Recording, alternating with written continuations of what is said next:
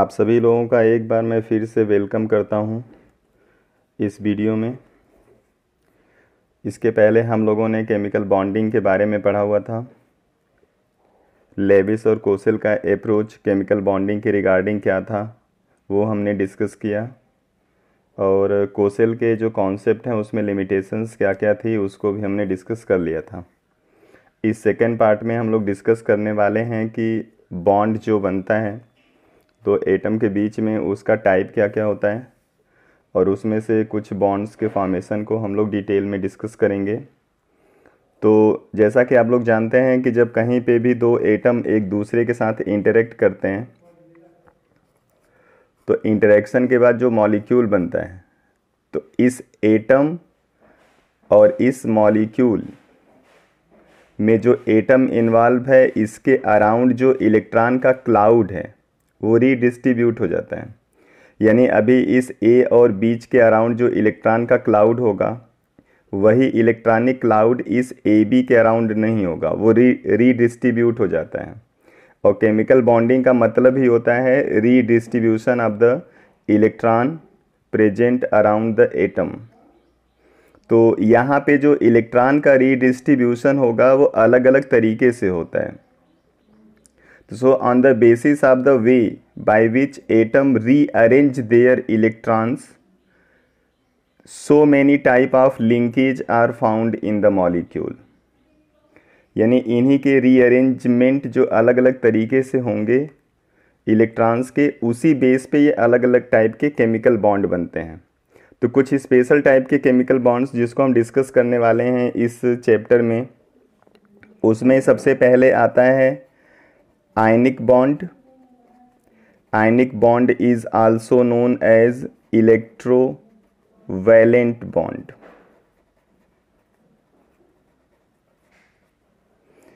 Second one is covalent bond।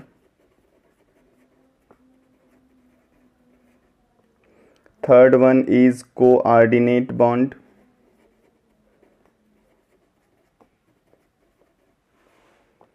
And fourth one is metallic bond।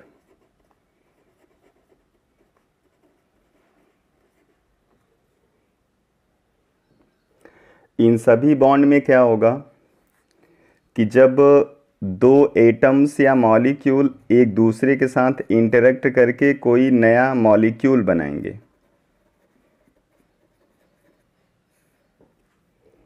तो उस condition में इस मॉलिक्यूल की जो प्रॉपर्टी होगी वो इस दोनों एटम या ये दोनों जो मॉलिक्यूल होंगे इनकी प्रॉपर्टी से बिल्कुल अलग हो जाएगी। इसका मतलब कि जब इस तरीके से कोई केमिकल बॉन्ड बनता है किसी भी दो स्पीसीज के बीच में, तो ये अपनी आइडेंटिटी को लूज कर देते हैं। They lose their identity.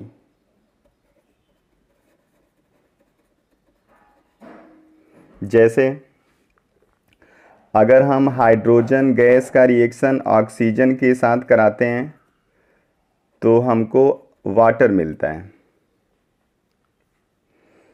अब अगर इस रिएक्शन में इन्वॉल्व हुए सभी स्पीसीज को ध्यान से देखा जाए और जो प्रोडक्ट बन रहा है उसकी प्रॉपर्टी को देखें तो हमको क्या पता चलता है कि जो हाइड्रोजन है ये बहुत आसानी से नेचर में बर्न हो जाता है, और जो ऑक्सीजन है वो बर्निंग में हेल्प करता है। हेल्प इन, क्योंकि बिना ऑक्सीजन के आपको पता है कि कहीं पे कुछ भी बर्न हो नहीं सकता।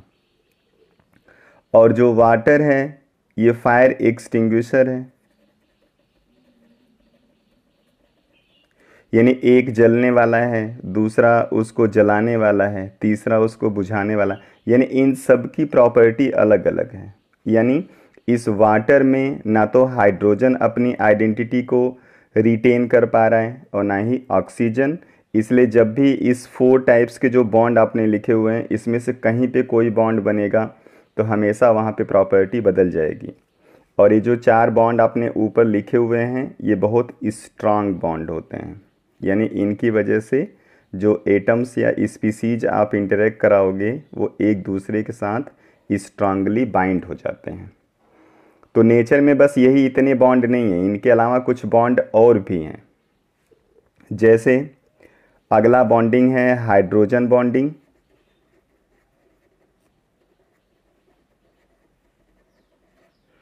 and next one is van der Waal force.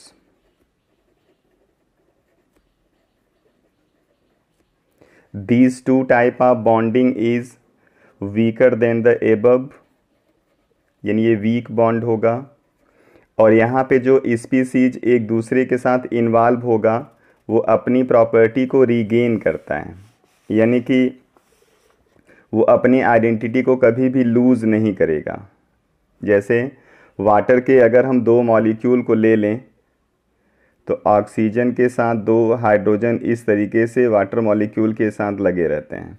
Same ऐसे ही दूसरा वाटर मॉलिक्यूल हमने ले लिया, तो जब दो वाटर मॉलिक्यूल एक दूसरे के साथ आते हैं तो उनके बीच में हाइड्रोजन बॉन्ड बन जाता है इस तरीके से, और यही हाइड्रोजन बॉन्ड वाटर के दो मॉलिक्यूल को एक साथ कंबाइन करके रखता है। तो सेम ऐसे वाटर में बहुत सारे हाइड्रोजन बॉन्ड होंगे जो उसके अलग अलग मॉलिक्यूल्स को बाइंड करके रखते हैं, इसलिए वाटर लिक्विड स्टेट में रहता है। अगर इस हाइड्रोजन बॉन्ड को आप ब्रेक कर दोगे तो फिर इसके अंदर जो इंटरेक्शन है वो वीक हो जाएगा, फिर ये गैसियस स्टेट में आ जाते हैं।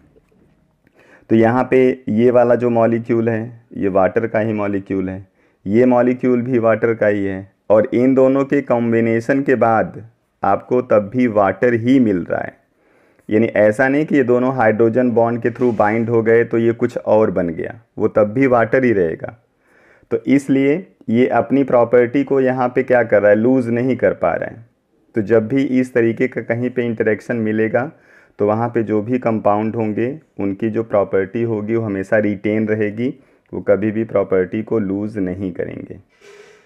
तो चलो इसके आगे हमको फिर अब पढ़ना है ionic bond. Let start.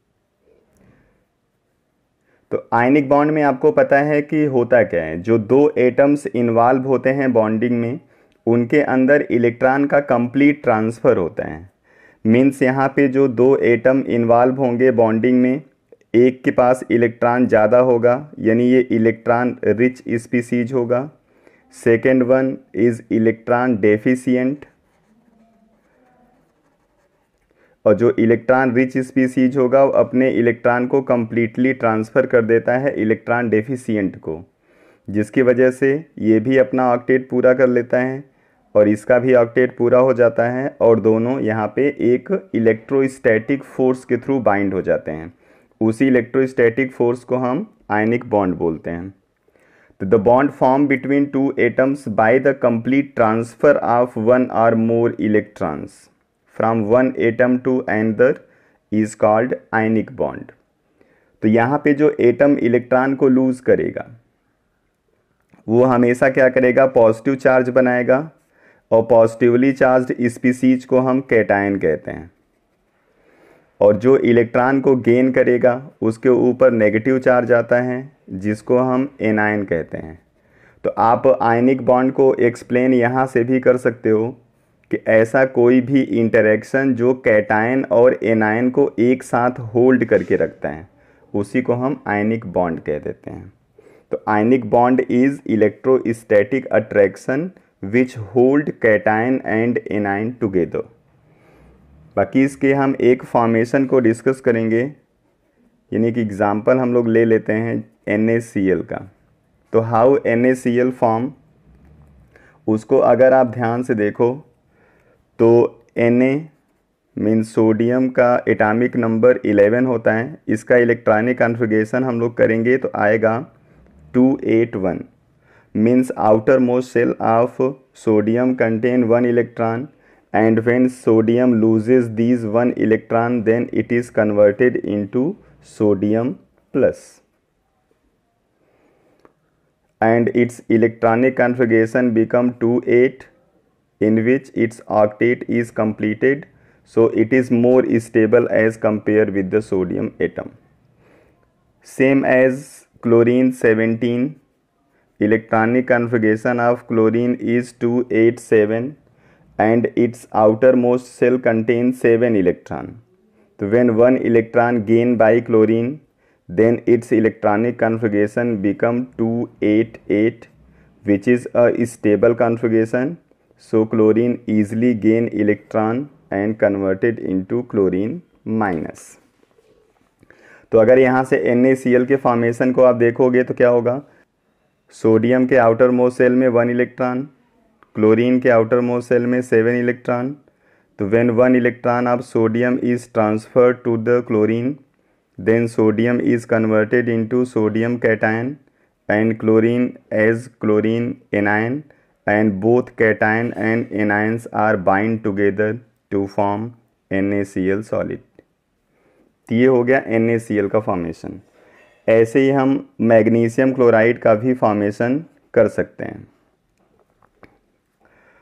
Magnesium का इलेक्ट्रॉनिक कॉन्फ़िगरेशन जब हम करेंगे तो इसमें वैलेंस शेल में 2 इलेक्ट्रॉन्स आते हैं, यानी मैग्नीशियम को अपना ऑक्टेट पूरा करना है तो इसको 2 इलेक्ट्रॉन लूज करना पड़ेगा और कन्वर्ट होना होगा मैग्नीशियम 2+ में। सेम ऐसे chlorine 17, its outer most shell contain 7 electron and it require only 1 electron. तो by gaining 1 electron chlorine is converted into chlorine minus. तो इन इलेक्ट्रॉनिक डिस्ट्रीब्यूशन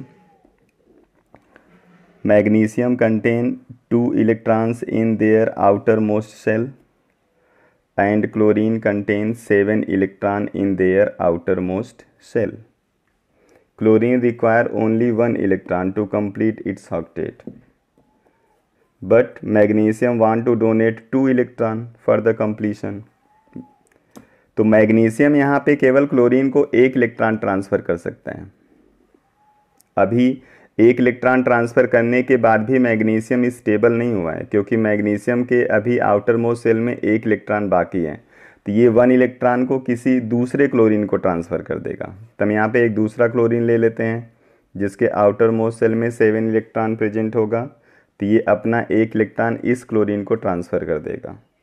तो ऐसे ट्रांसफरिंग के बाद जो मैग्नीशियम होगा वो 2+ स्टेट में आ जाएगा और क्लोरीन माइनस और दूसरा क्लोरीन भी माइनस स्टेट में, और यही दोनों आपस में बाइंड हो जाते हैं तो बन जाता है MgCl2। तो मैग्नीशियम क्लोराइड का फॉर्मेशन है। तो इस तरीके से आप आयनिक बॉन्ड फॉर्मेशन कहीं पे भी कर सकते हो। तो यहाँ पे जितने भी वैलेंस शेल में इलेक्ट्रॉन होंगे उन इलेक्ट्रॉन को ट्रांसफ़र आपको करना होगा। तो यहाँ पे जो दूसरा एटम होगा उसकी रिक्वायरमेंट कितनी है उसके हिसाब से यहाँ पे एटम्स का नंबर चेंज हो जाएगा। जैसे अगर मैग्नीशियम के साथ यहाँ पे ऑक्सीजन होता तो ऑक्सीजन को 2 इलेक्ट्रॉन की रिक्वायरमेंट होती है, इसलिए दोनों इलेक्ट्रॉन इसका ऑक्सीजन ही ले लेता, तो फिर यहाँ पे MgO बन जाता। क्लोरीन को केवल 1 इलेक्ट्रॉन की रिक्वायरमेंट है, इसलिए यहाँ पे 2 क्लोरीन एटम की आपको ज़रूरत पड़ गई है। चलो चलते हैं नेक्स्ट। अब इसमें हम लोगों को डिस्कस करना है कि वो कौन कौन से फैक्टर हैं जो आयनिक बॉन्ड फॉर्मेशन को इफ़ेक्ट करते हैं।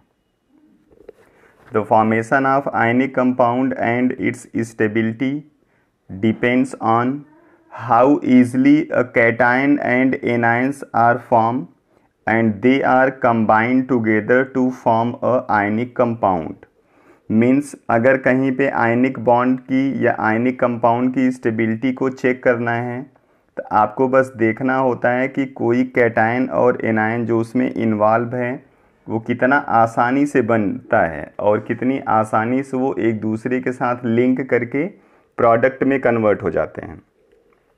तो इसमें सबसे पहले हमको डिस्कस करना है आयनाइजेशन एंथैल्पी।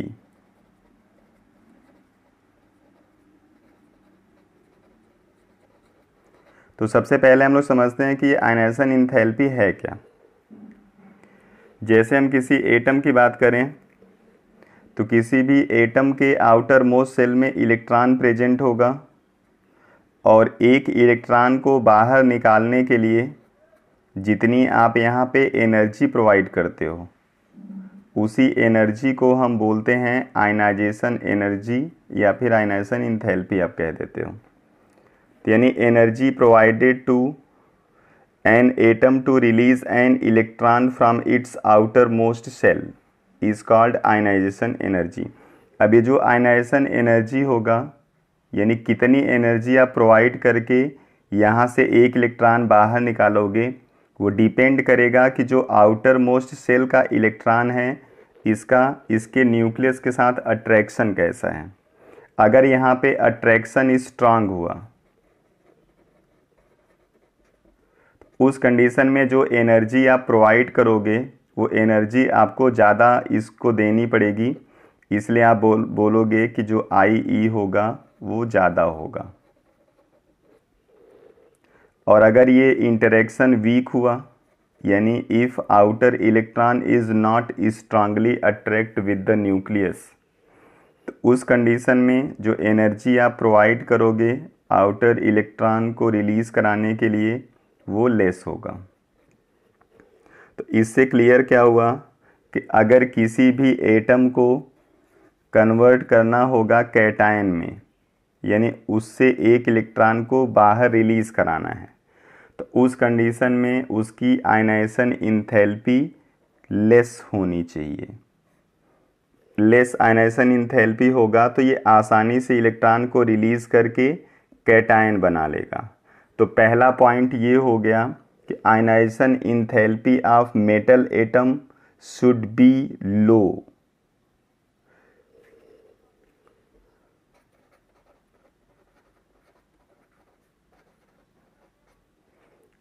अब हम चलते हैं सेकेंड पे।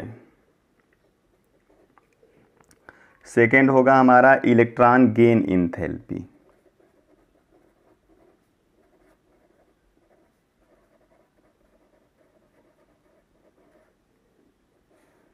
अब ये इलेक्ट्रॉन गेन इंथैल्पी क्या है इसको पहले आप समझो।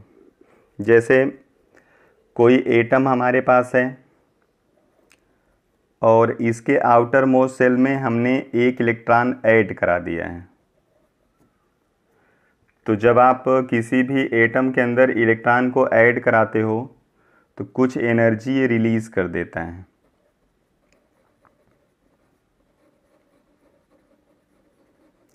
तो जितनी एनर्जी ये रिलीज़ कर देगा उसी एनर्जी को हम बोलते हैं इलेक्ट्रॉन गेन इंथैल्पी या इलेक्ट्रॉन गेन एनर्जी। अब ये एनर्जी रिलीज़ हो रहा है, इसलिए इसका जो साइन होता है हमेशा नेगेटिव साइन होता है। तो ये एटम जितनी आसानी से इलेक्ट्रॉन को रिसीव कर लेगा उतनी ही ज़्यादा एनर्जी ये रिलीज़ करता है। यानी एनायन अगर आसानी से इलेक्ट्रॉन को कैप्चर करेगा तो उस कंडीशन में उसका इलेक्ट्रॉन गेन इंथैल्पी हाई होगा और उतनी आसानी से उसके ऊपर नेगेटिव चार्ज जनरेट होगा। इसलिए इलेक्ट्रॉन गेन इंथैल्पी अगर हाई होता है तो easily electron accepted by atom and it is converted into anion. तो यहाँ पे इलेक्ट्रॉन गेन इंथैल्पी जो एनायन बना रहा होगा उसका हाई होना चाहिए। तीसरा आपको पता है कि जो कैटायन बनाएगा उसका जो इलेक्ट्रॉनिक कॉन्फ़िगरेशन होगा उसमें आउटर मोस्ट सेल में 1, 2 और 3 इलेक्ट्रॉन्स होना चाहिए, और जो एटम एनायन बनाएगा उसके आउटर मोस्ट सेल में 5, 6 और 7 इलेक्ट्रॉन्स होना चाहिए। इसके अलावा जो दो एटम्स आपस में इन्वॉल्व हो रहे हैं, मीन्स जो आयनिक बॉन्ड बनाएंगे, उनकी इलेक्ट्रोनेगेटिविटी का डिफरेंस होना चाहिए बहुत हाई, यानी हाई डिफरेंस ऑफ इलेक्ट्रोनेगेटिविटी। क्योंकि अगर दो एटम की इलेक्ट्रोनेगेटिविटी सेम हो गई, जैसे हाइड्रोजन हाइड्रोजन के साथ बाइंड हुआ, तो उस कंडीशन में यहाँ पे कोई एक एटम ऐसा नहीं होगा जो इलेक्ट्रॉन को देगा और दूसरा इलेक्ट्रॉन को रिसीव करेगा। क्योंकि दोनों एक जैसे नेचर के होंगे तो या तो दोनों इलेक्ट्रॉन को रिलीज़ करने वाले होंगे या फिर दोनों इलेक्ट्रॉन को यूज करने वाले होंगे। इसलिए कभी भी आप दो सिमिलर एटम के बीच में आयनिक बॉन्ड नहीं बना सकते। तो कहीं पे आपको कोई एग्जाम्पल दिख जाए और बोले कि इसमें आयनिक कोई है क्या, तब बोलोगे आयनिक इसमें से कोई भी नहीं होगा। इसके बाद जो नेक्स्ट फैक्टर है जो यहाँ पे आयनिक बॉन्ड फॉर्मेशन को इफ़ेक्ट करता है वो है लैटिस इंथैल्पी।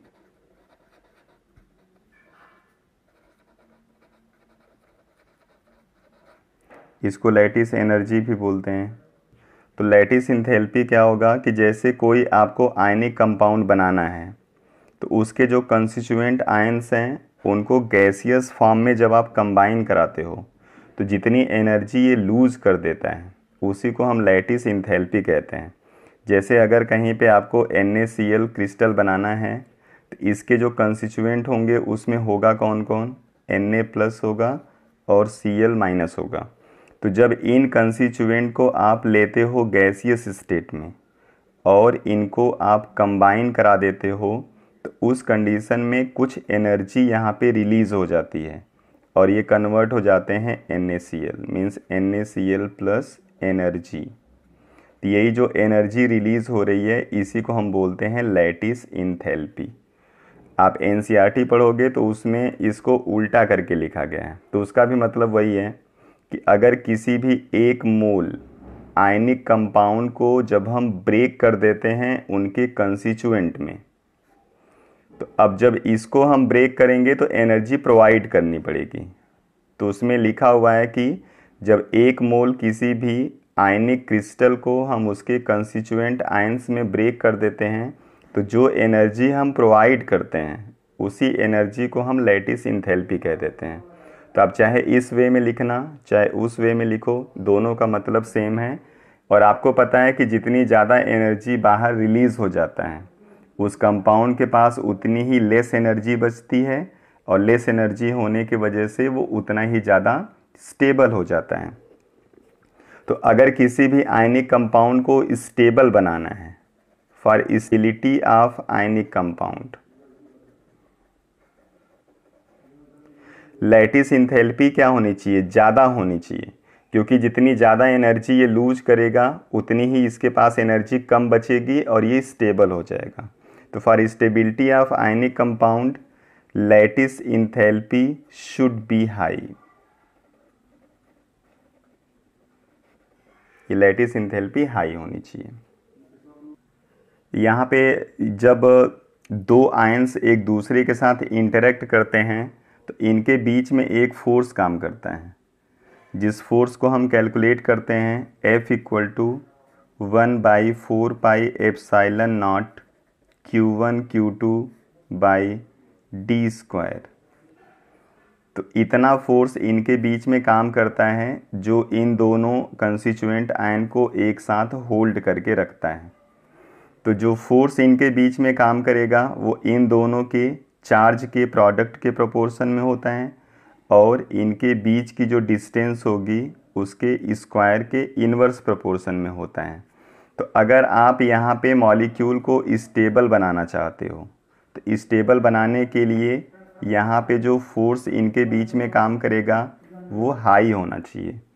और फोर्स हाई ये कब होगा, जब यहाँ पे इनके अंदर चार्ज ज़्यादा होगा या इनके बीच में जो डिस्टेंस है वो लेस होगा। तो यहाँ पे जो लैटिस इंथैल्पी रिलीज़ हो रही है उसका डायरेक्ट रिलेशन है इसकी स्टेबिलिटी से और इसकी स्टेबिलिटी का डायरेक्ट रिलेशन है इस फोर्स के साथ। तो अगर लैटिस इंथैल्पी हाई हुई तो उस कंडीशन में जो स्टेबिलिटी है आयनिक कंपाउंड का वो स्टेबिलिटी हाई रहेगा। और स्टेबिलिटी हाई कब रहेगा, जब इनके बीच में काम करने वाला फोर्स हाई रहेगा। तो जो फोर्स यहाँ पे इनके बीच में काम करता है वो दो फैक्टर पे डिपेंड कर रहा है, जिसमें से पहला फैक्टर है कि उनके ऊपर यानी जो आयनिक स्पीसीज को आप बाइंड करा रहे हो इनके ऊपर चार्ज कितना है और दूसरा इनके बीच में डिस्टेंस कितना है। तो आप यहाँ से क्लियर देख पा रहे होगे जब आप चार्ज को बढ़ाओगे तो चार्ज का फोर्स के साथ डायरेक्ट रिलेशन है, इसलिए जैसे जैसे हम चार्ज को बढ़ाते हैं वैसे वैसे हमारा फोर्स भी इंक्रीज़ हो जाता है। और फोर्स इंक्रीज़ होगा तो स्टेबिलिटी बढ़ जाएगी, यानी आयनिक नेचर वहाँ पे ज़्यादा जनरेट हो जाएगा।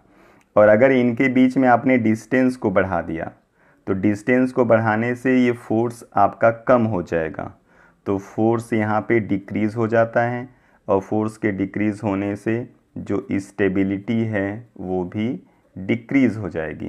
तो यहाँ पे बहुत सारे प्रॉब्लम आपसे पूछे जाते हैं लैटिस इंथैल्पी के बेस पे। तो सबसे पहले हम कुछ एग्जाम्पल ही देख लेते हैं लैटिस इंथैल्पी का, फिर हम उसके आगे चलेंगे। जैसे आपसे पूछ लिया जाए LiCl, NaCl और KCl में सबसे ज़्यादा लैटिस इंथैल्पी किसका होगा, तो आप यहाँ पे देखो, इसमें एक आयन है जो तीनों में फिक्स है, यानी क्लोरीन। अब दूसरा यहाँ पे जो आयन है वो मेटल है, यानी इनके अंदर जो फोर्स होगा वो इन्हीं मेटल के साइज या चार्ज के ऊपर डिपेंड करेगा। तो ये सभी एक ही ग्रुप से बिलोंग करते हैं, इसलिए इनका चार्ज भी सेम रहेगा। अब यहाँ पे जो भी फोर्स काम करेगा वो केवल साइज पे डिपेंड करेगा, और साइज जितनी ज़्यादा होगी फोर्स उतना ही कम काम करेगा, क्योंकि डिस्टेंस और फोर्स में इनवर्स रिलेशन है। तो out of lithium, sodium and potassium, potassium is bigger in size, और जब यहाँ पे साइज इसकी बड़ी होगी तो इसका लैटिस इंथैल्पी कम हो जाएगा। तो आप लिखोगे यहाँ पे सबसे ज़्यादा जो लैटिस इंथैल्पी होगा वो LiCl का होगा, क्योंकि लैटिस इंथैल्पी का डायरेक्ट रिलेशन फोर्स के साथ है, और फोर्स का रिलेशन उल्टा है डिस्टेंस के साथ। तो जिसकी जितनी बड़ी साइज होती है उसकी लैटिस इंथैल्पी उतनी ही कम होती है। आप यहाँ से इसको इस तरीके से सॉल्व कर सकते हो। जैसे दूसरा एग्जांपल हम लोग ले लें, NaF, NaCl, NaBr और NaI। अब इसमें लैटिस इंथैल्पी देखनी है किसकी ज़्यादा है। तो यहाँ पे सोडियम फिक्स हो गया, यानी अब इसकी साइज और चार्ज से कोई फ़र्क नहीं पड़ने वाला। अब यहाँ पे जो इसको डिटरमाइन करेगा वो हैलोजन है, और हैलोजन पे भी चार्ज बराबर होता है, तो चार्ज का इफ़ेक्ट नहीं है, यानी कि यहाँ पे साइज का इफ़ेक्ट है।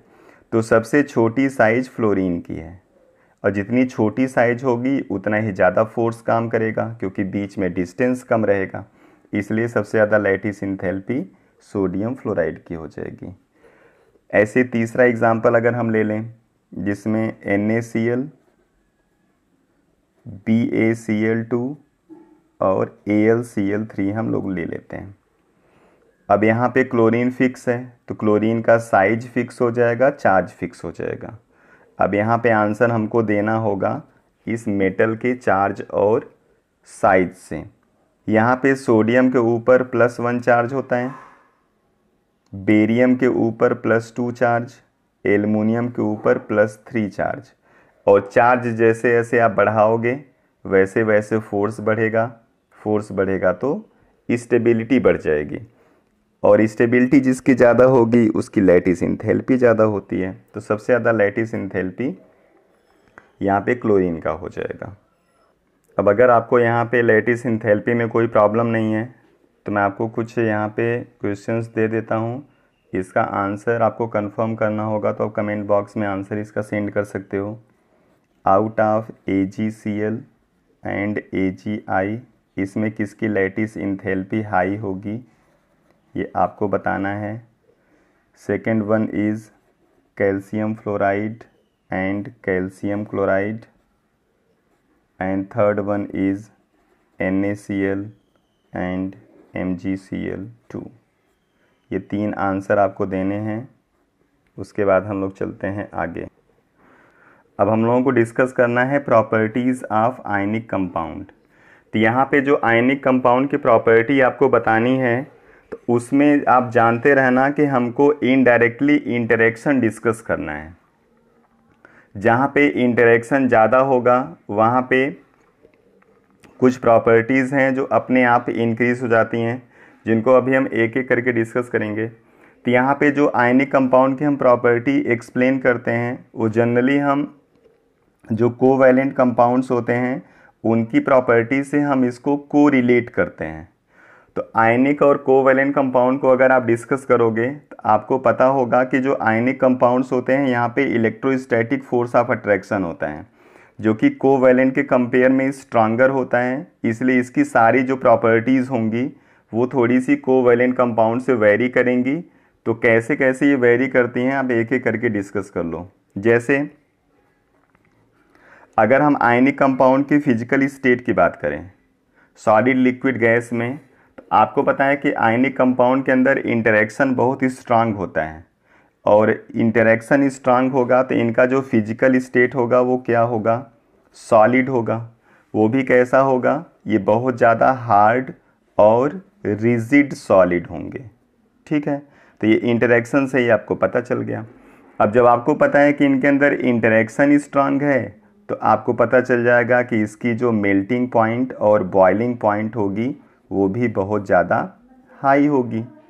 तीसरा, अब यहाँ पे इनके अंदर जब इंटरेक्शन बहुत स्ट्रांग होगा, मॉलिक्यूल्स एक दूसरे के बहुत ज़्यादा पास पास रहेंगे, तो इनकी जो डेंसिटी है वो क्या होगी, डेंसिटी इसकी बहुत ज़्यादा हाई हो जाएगी।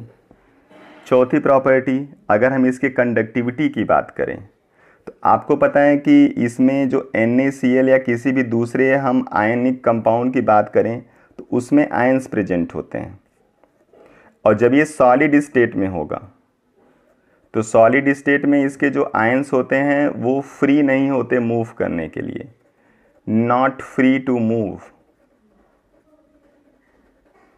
और जब फ्रीली मूव नहीं करेंगे तो ये नॉन कंडक्टर हो जाते हैं। लेकिन जैसे इसको आप लिक्विड स्टेट में ले लेते हो या फिर मोल्टेन स्टेट में, तो इसके जो आयंस होते हैं वो फ्री हो जाते हैं मूव करने के लिए, इसलिए ये कंडक्टर हो जाता है। तो जो आयनिक कंपाउंड होंगे वो कंडक्टर होंगे लिक्विड और मोल्टेन स्टेट में, और नॉन कंडक्टर होते हैं सॉलिड स्टेट में। तो यहाँ से जो लोग 11th-12th का कोर्स पढ़ रहे होंगे, यानी जो होम एग्ज़ाम देते हैं, वहाँ से इनसे ये रीजनिंग प्रॉब्लम पूछा जाता है कि जो आयनिक कंपाउंड होते हैं वो लिक्विड स्टेट या मोल्टेन स्टेट में गुड कंडक्टर क्यों होते हैं, या सॉलिड स्टेट में वो इलेक्ट्रिसिटी को कंडक्ट क्यों नहीं कर पाते हैं। अगला, अगर हम सॉल्युबिलिटी की बात करें, तो आपको पता है कि जो आयनिक कंपाउंड होते हैं वो पोलर नेचर के होते हैं, और जो पोलर कंपाउंड होते हैं वो पोलर सॉल्वेंट में आसानी से डिज़ोल्व हो जाते हैं, क्योंकि सॉल्युबिलिटी के लिए लाइक डिज़ोल्व लाइक का कॉन्सेप्ट चलता है। तो हमारा जो वाटर है वो पोलर सॉल्वेंट है, और NaCl या कोई दूसरा आयनिक कंपाउंड भी पोलर होगा, इसलिए ये आसानी से वाटर सॉल्युबल हो जाता है। तो जितने भी आयनिक कंपाउंड हैं वो सॉल्युबल इन वाटर होते हैं। जो वाटर में सॉल्युबल होगा वो किसी दूसरे ऑर्गेनिक सॉल्वेंट में सॉल्युबल नहीं हो, CH2 में, बेंजीन में, कार्बन टेट्राक्लोराइड में, या फिर दूसरा कोई भी ऑर्गेनिक कंपाउंड हम यूज कर लेते हैं उसमें। अगला, अगर हम इसके स्टेबिलिटी की बात करें, तो जो आयनिक कंपाउंड्स होते हैं उनके अंदर इंटरेक्शन बहुत ही स्ट्रांग होता है, और जब इंटरेक्शन बहुत ही स्ट्रांग होगा तो ये बहुत ज़्यादा स्टेबल हो जाते हैं। यानी if you compare the stability of ionic compound and covalent compound, then ionic compounds are more stable. अगला, अगर हम इसके रिएक्टिविटी की बात करें, तो ये हाईली रिएक्टिव होते हैं, यानी इनके रिएक्शन की जो रेट होती है बहुत फास्ट होती है। जैसे आपने पढ़ा होगा, छोटे क्लास से हम लोग पढ़ते आ रहे हैं, बेरियम क्लोराइड को जब सोडियम सल्फेट के अंदर हम ऐड करते हैं तो यहाँ पे बेरियम सल्फेट का वाइट प्रेसिपिटेट आता है, और यहाँ पे जो वाइट प्रेसिपिटेट होगा वो तुरंत, जैसे इन दोनों को ऐड करते हैं हमको तुरंत इसका प्रेसिपिटेट मिल जाता है। यानी कि रिएक्शन बहुत फास्ट होता है।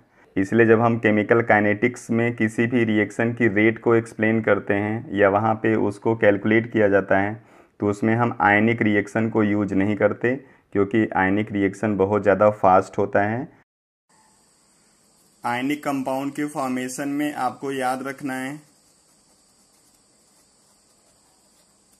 कि यहाँ पे इंटरेक्ट करने वाले जो दो एटम होंगे उसमें हमेशा एक मेटल होगा जो कि इलेक्ट्रॉन को डोनेट करेगा और दूसरा नॉन मेटल होगा जो इलेक्ट्रॉन को एक्सेप्ट करेगा। कभी भी दो मेटल के बीच में या दो नॉन मेटल के बीच में आयनिक बॉन्ड नहीं बन सकता। आयनिक बॉन्ड फॉर्मेशन के लिए हमेशा एक मेटल का और एक नॉन मेटल का होना जरूरी है। जैसे अगर हम KCl के अंदर पूछ लें कौन सा बॉन्ड है तो आप सीधे देख लोगे कि ये मेटल और ये नॉन मेटल है, मतलब कि यहाँ पे आयनिक बॉन्ड है। NaCl में कौन सा बॉन्ड होगा? Metal non metal ionic bond. AlCl3 में कौन सा बॉन्ड? ये भी metal non metal ionic bond. लेकिन अगर मैं बोल दूं O2 में कौन सा बॉन्ड है, अब इसमें दोनों O जो हैं वो हमारे नॉन मेटेलिक हैं, इसलिए ये आयनिक बॉन्ड नहीं होगा। ठीक है, इस तरीके से आपको आइडेंटिफाई करना है। Thank you.